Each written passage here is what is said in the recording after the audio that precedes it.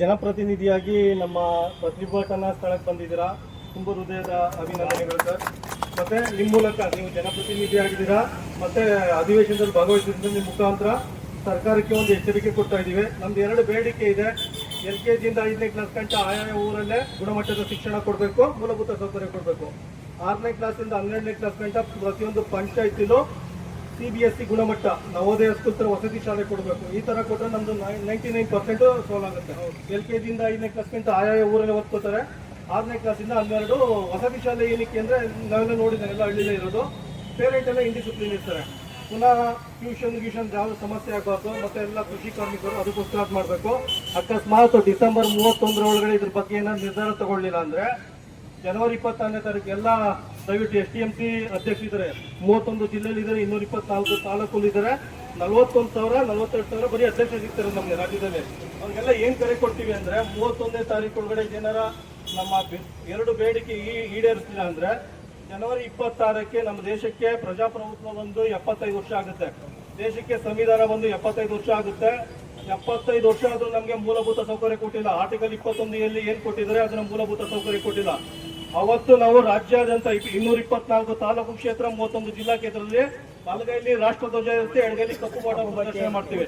ಕಪ್ಪು ಬಾಟನ ಯಾರು ಪ್ರದರ್ಶನ ಮಾಡ್ತಾರೆ? ಸರ್ಕಾರಿ ಶಾಲೆ ಓದ್ತಾರೆ ಮಕ್ಕಳು, ಪೇರೆಂಟು. ನೋಡೋಣ FIR ಯಾರ ಮೇಲೆ ಹಾಕ್ತಾರೆ, ಯಾವ ರೀತಿ ತಡೀತಾರೆ ನೋಡೇ ಬಿಡೋಣ. ಅವತ್ತು ಯಾವತ್ತು ಸರ್ಕಾರಿ ಶಾಲೆಗೆ ಮಕ್ಕಳನ್ನ ಸ್ಕೂಲ್ ಕಳ್ಸಲ್ಲ. ಎಲ್ಲ ಜಿಲ್ಲಾ ಕೇಂದ್ರ ತಾಲೂಕು ಕೇಂದ್ರದಲ್ಲಿ ಬಲಗೈಲಿ ರಾಷ್ಟ್ರಧ್ವಜ ಇರುತ್ತೆ. ನಮಗೆ ಗೌರವ ಇದೆ ಪ್ರಜಾಪ್ರಭುತ್ವ ಮೇಲೆ. ಇದ್ರ ಮೇಲೆ ಕಪ್ಪು ಬಾಟ ಪ್ರದರ್ಶನ ಕೊಡ್ತೀವಿ ಅಂತ ನಿಮ್ಮ ಮೂಲಕ ಸರ್ಕಾರಕ್ಕೆ ಎಚ್ಚರಿಕೆ ಕೊಡ್ತಾ ಇದ್ದೀವಿ ಸರ್. ಸಂತೋಷ ಸರ್. ಅವ್ರ ಬಗ್ಗೆ ನಾನೇನು ರಾಜಕಾರಣದಲ್ಲಿ ಹೆಲಿಕಾಪ್ಟರ್ ಬಂದಿಲ್ಲ, ಗೊತ್ತಲ್ಲ. ಕೆಲ ಮಟ್ಟದಿಂದ ಬಂದಿದ್ದೆ. ಅದಷ್ಟು ಹೋರಾಟ ಮಾಡಿದ್ದು ನಮಗೆ ಗೊತ್ತಿಲ್ಲ. ನಾನೊಬ್ಬ ಕಾರ್ಪೊರೇಟರ್ ಆಗಿ 6ನೇ ಸಲ ಹೋಗಿ ಕರ್ನಾಟಕದ ಲಾ ಮುನ್ಸಿಪಾಲಿಟಿ ಹೋರಾಟ ನಾನು ಕೂಡ ಭಾಳಷ್ಟು ಮಾಡಿದ್ದೆ. ಹೋರಾಟ ಮಾಡೋದು ನಿಮ್ಮ ಹಕ್ಕು, ಕರ್ತವ್ಯ ಮಾಡಿ. ಆದರೆ ಯಾವುದು ಭ್ರಮೆಯಲ್ಲಿ ಡಿಸೆಂಬರ್ 31ನೇ ತಾರೀಕು ಒಳಗಡೆ ಆಗುತ್ತೆ ಅಂತ ಅಂದ್ಕೊಳ್ಬೇಕು. ಡಿಸೆಂಬರ್ 31ನೇ ತಾರೀಕು ಏನೇನಾಗಬೇಕು ಗೊತ್ತಿಲ್ಲ ಅಂತ ಈಗ ಯಾವುದು ಮ್ಯಾಜಿಕ್ ಬ್ಯಾಂಕ್. ಆಮೇಲೆ 2ನೇದು 31ನೇ ತಾರೀಕು ಆಗ್ತಿದ್ರೆ ಜನವರಿ 26ನೇ ತಾರೀಕು ಬಂದಿದ್ದಾಗ ನೀವು ಮಾಡಿ ಹೋರಾಟ ಮಾಡೋ ಅಗತ್ಯ ಇದೆ. ಅದು 26ನೇ ತಾರೀಕೆಲ್ಲ ಮಾಡಬಹುದು. 26ಕ್ಕೆ ಅದೇ ಪಾವಿತ್ರ ಇದ್ದಾರೆ. 27 ಮಾಡಿ, 25 ಮಾಡಿ, ಯಾವ್ದಾದ್ರು ಮಾಡಿ. ನನ್ನ ಒಂದು ರಿಕ್ವೆಸ್ಟ್ ಮುಂದೆ ಇರ್ತಿದ್ದೀನಿ. ಇಲ್ಲ ಸರ್, 26ನೇ ತಾರೀಕು ಮಾಡಿ ಸ್ವಾಮಿ, ಮಾಡಿ ಅವ್ರ ಬಗ್ಗೆ ಮಾಡಿ, ಮಜಾ ಮಾಡಿ.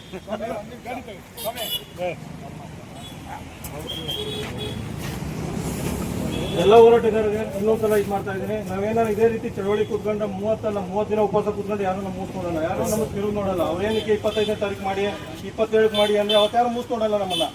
ಗಣರಾಜ್ಯೋತ್ಸವ ದಿನ ಆದ್ರೆ ಎಲ್ಲ ಕಣ್ಣು ಗಿಣ್ಣು ಎಲ್ಲ ಇದಿರುತ್ತೆ. ಇಲ್ಲ ಪೊಲೀಸ್ ಇಲಾಖೆಯವರು ಇರ್ತಾರೆ.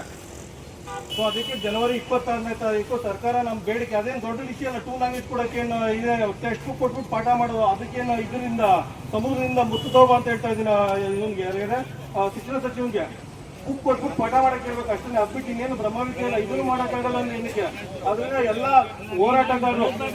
ಎಲ್ಲ ಹೋರಾಟಗಾರರು ಮತ್ತೆ ಎಲ್ಲ STMC ಅಧ್ಯಕ್ಷರು ದಯವಿಟ್ಟು 26ನೇ ತಾರೀಕು ಇವ್ರೇನಾರ ನಮ್ಗೇನೋ ಸರಿಯಾಗಿ ರೆಸ್ಪಾನ್ಸ್ ಮಾಡಿಲ್ಲ. 224 ತಾಲೂಕು ಕೇಂದ್ರ, 31 ಜಿಲ್ಲಾ ಕೇಂದ್ರದಲ್ಲಿ ಬಲಗೈ ರಾಷ್ಟ್ರಧ್ವಜ ಇರಲಿ. ಸಂವಿಧಾನ ಬಗ್ಗೆ ಗೌರವ ಇದೆ, ಪ್ರಜಾಪ್ರಭುತ್ವ ಬಗ್ಗೆ ಗೌರವ ಇದೆ.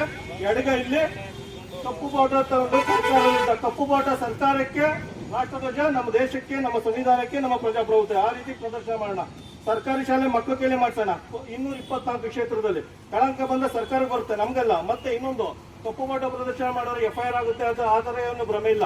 ಅದು ಮೂಲಭೂತ ಹಕ್ಕು. 19.1 ಆರ್ಟಿಕಲ್, ಸಂವಿಧಾನದ ಆರ್ಟಿಕಲ್ 19.1 ಪ್ರಕಾರ ನಮ್ದು ಶಾಂತ ರೀತಿಯಲ್ಲಿ ಕೂತ್ಕೊಂಡು ಎಲ್ಲಿ ಬೇಕಾದ್ರೂ ಪ್ರೊಟೆಕ್ಟ್ ಮಾಡೋದು. ದೇಶದಲ್ಲಿ ಯಾವುದೇ ಮೂಲೆ ಕೂತ್ಕೊಂಡು ಪ್ರೊಟೆಕ್ಟ್ ಮಾಡ್ಬೋದು, ಆದರೆ ಜನಸಾಮಾನ್ಯರಿಗೆ ತೊಂದರೆ ಕೊಡಬಾರ್ದು.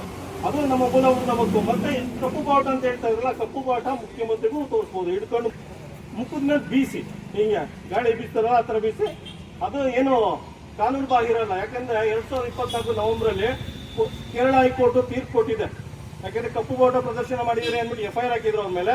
ಕೋರ್ಟ್ ತೀರ್ಪು ಕೊಟ್ಟಿದೆ, ಅದು ಕಾನೂನುಬದ್ಧವಾಗಿದೆ. ಅದರಿಂದ ಎಲ್ಲರೂ ಧೈರ್ಯವಾಗಿ ಮಾಡಿ. ಸರ್ಕಾರಿ ಶಾಲೆ ಮಕ್ಕಳ ಕೈಯಲ್ಲಿ ಬಲಗೈಲಿ ರಾಷ್ಟ್ರಧ್ವಜ, ಎಡಗೈಲಿ ಕಪ್ಪು ಬಾಟ ಕೊಡಿ. ನೋಡೋಣ ಅದೇನ್ ಮಾಡ್ತಾರೆ, ಯಾರ ಮೇಲೆ FIR ಹಾಕ್ತಾರೆ. ಪೂರ್ತಿ ಸರ್ಕಾರಿ ಶಾಲೆ ಮಕ್ಕಳ ಮೇಲೆ ಹಾಕ್ತಾರೆ, ನೋಡೇ ಬಿಡೋಣ. ಸರ್ಕಾರಕ್ಕೆ ಒಂದು ಸವಾಲು ಹಾಕೋಣ. ಇಲ್ಲಾಂದ್ರೆ ನೋಡಿ, ನಮ್ಮ ಮಕ್ಳಿಗೆ ನಮ್ಮ ವಯಸ್ಸಾಗಿ ಇರ್ತಾರೆ. ನಾವು ಹಿಂಗೆ ಏನಾದ್ರು ಭಜನೆ ಮಾಡ್ತಾ ಕೂತ್ಕೊಂಡ್ರೆ ನಮ್ಮ ಮಕ್ಳಿಗೆ ನಮ್ಮ ವಯಸ್ಸಾಗಿ ಹಿಂಗೆ ಕೂತಿರ್ತಾರೆ.